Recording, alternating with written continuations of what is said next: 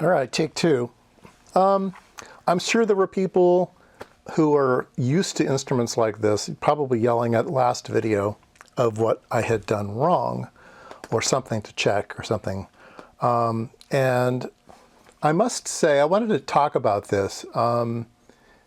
For me, being the only person in the house that knows anything about electronics and being on my own, you get lulled into maybe skipping steps or not thinking it through or something like that. So part of me having this YouTube channel actually helps me slow down. It helps me make sure I think about it 3 times before I say it. It makes me maybe double check things. It keeps me honest just within myself. And actually, the words that come out of my mouth, I hear, and sometimes that helps as well. A lot of times when you explain something, you got some problem, you explain it to your friend, and then halfway through your explanation, you know what the problem was because you had finally heard yourself. So anyway, yeah, the YouTube channel's been good for me. And in this particular instance, I talked about this bottom instrument. Yeah, see how the numbers went funny on it? And I thought, well, there must be something loose inside and something like that. Well, there is a way for instruments. These are tenths of femtoamps, and we're not talking a lot, right? But now look at this one here, and it's going wacko, and look at this one up here, and it's going wacko. All right, so let me show you what the difference is and why they're sort of the same now.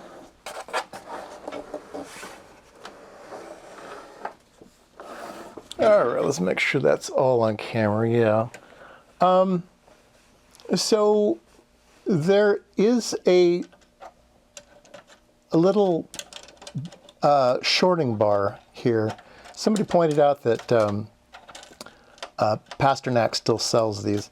But this shorting bar connects these 2 posts together if you want it to. And these 2 machines had shorting bars on them. And this machine has no shorting bar. It's missing. Okay? So this one was left floating and these 2 were tied down. So what does it mean to be tied down? Well, it's a matter of having 2 grounds. You have earth ground, and it's marked here, earth ground, chassis ground. And then you have a measurement ground. And if you look at this little diagram here, you've got the inner conductor, a shield, and then an outer shield. So the outer shield is case ground, but the inner shield is measurement ground. And they have it denoted here. You have earth ground on the outer shield here. On the inner shield, you have this ground symbol. That ground symbol comes over here, and there's a resistor to this post here, all right? And it's got a little danger sign on it, right? What happens when you actually put the shorting bar on, okay, you've connected the earth ground to the measurement ground through that resistor. Well, what is that resistor? Well, if you measure between the inner ground and the outer ground, you'll notice there's a 1 meg resistor. So this is a 1 meg resistor. And what that does is it keeps your measurement potential from floating off into Never Never Land, okay? You can have that floating around just go everywhere. And you notice it in some power supplies also. Some power supplies are floating, sometimes they're tied to ground, sometimes there's a shorting bar on the front of your power supply to make sure that ground is ground referenced. Well, this makes sure ground referenced. And so because these 2 were tied, it wouldn't allow it to float anywhere. Whereas this one was open, it allowed it to float. And that's the case. So when I took them all off and I just demonstrated, I just kind of waved my hand back here. You saw that each one of these could see the static charge in the air and could react to it, right? You're talking tens of femtoamps, so it's not a lot. So anyway, I need to find a shorting bar for this one. Now, if you're making certain measurements, you want the shorting bar. If you're making other measurements, you don't want the shorting bar. So it has a lot to do with the measurement you're making. If you have some type of external box that you're trying to measure, and it has its own ground potential, and you have this ground potential, then you want to float your ground. You want it floating to their ground. You don't want to have the two grounds fighting each other. So there is reasons to use it, there isn't reasons to use it. In the manual, it talks about using the shorting bar when you're using the voltage output. Now this voltage output here can go between plus and minus 500 volts. And you don't want it ground reference way off. So if you have 500 volts here, but then the ground reference goes up to 1,000 volts, you have 1,500, you know, it can go way high. So when you're making resistive measure, when you're using this voltage to create a voltage current situation where you can measure resistance, you're supposed to have the shorting bar in place. Or if you're using just the voltage output of the device to do some testing, you're supposed to have the shorting bar in place. When you're doing current measurements, depending on the fixture you're using, sometimes you want it and sometimes you don't. So anyway, that explains that. So let's go ahead and put the shorting bar on all of them, and then let's go ahead and do a grading again, A, B, C, you know, 1, 2, 3. Which one of the units is the keeper? I think they're all keepers now. Now that I've found that problem, I think it probably doesn't matter if you chose 1, 2, or 3. I don't think it's going to matter. Now I don't have a shorting bar for number 3, but once again, Pomona comes to the rescue. Yeah. Did I say Pasternak? For that was Pomona. Pomona has the shorting bar. Anyway, so this is a Pomona shorting bar. And I can just plug that onto here. Oops. And so now, short, short, short. Now they're all shorted. All right, so let's flip it around.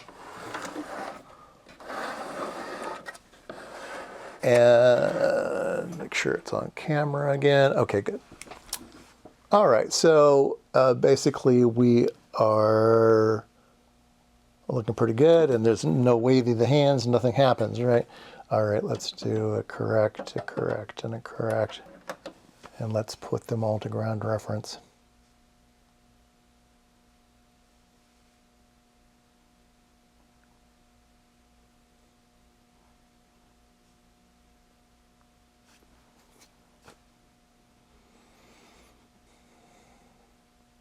All right, all right, all right. They're all zeroed very nicely now.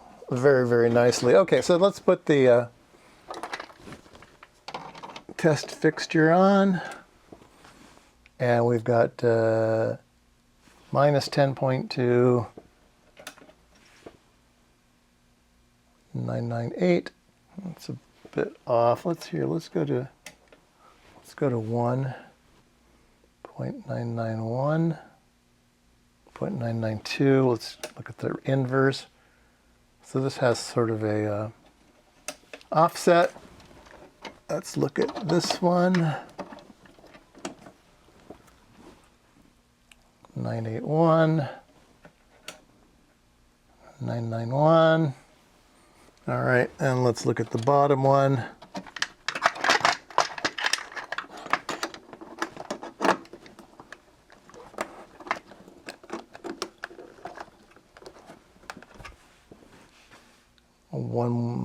1006, and let's flip it, 994. So again, I don't really think it matters. They probably are just a little bit out of calibration, and the DC offset's a little bit off on these two maybe, and doesn't really matter anymore. No, I think I'll still take this one just because I picked it before. And I don't think what I learned made anything different. I don't think I would choose this one over this one. I think now basically all three are equal as far as goodness. So what it is was what it is. All right, one last test for these three instruments, and that is the voltage output. So let's turn the voltage output, and we can read it right over here.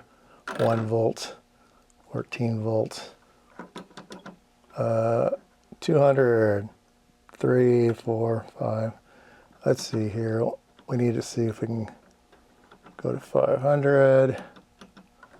Yep, 500 volts and negative 500 volts. So this one passes. So let's try this one.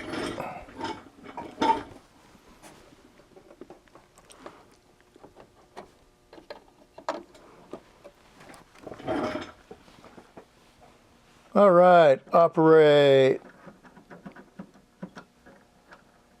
100, 300, 500, negative 500. All right. I think that one had more accurate voltage output. Might want to calibrate this.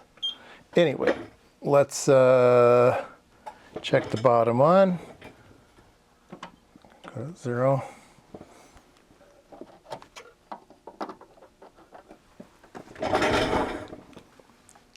And operate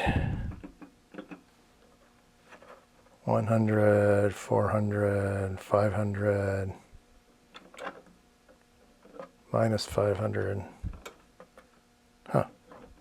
Well, this one's really, really accurate. Let me test this one again.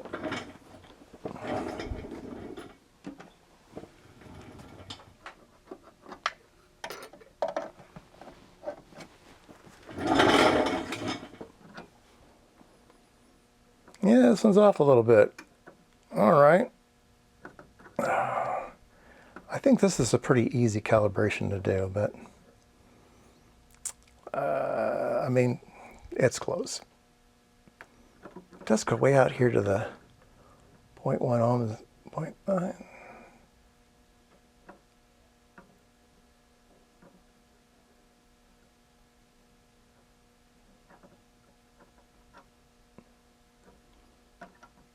$301,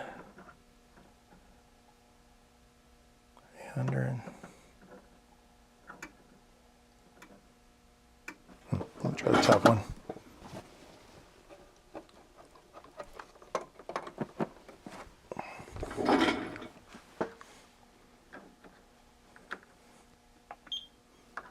$1.001.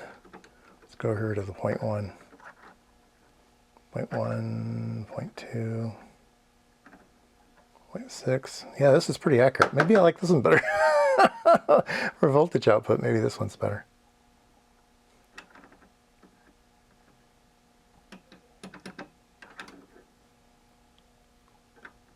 Yeah. All right.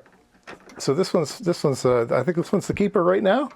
But I think this one could be if I just calibrated the voltage. So I'll read the manual, see if I can't calibrate the voltage on this thing.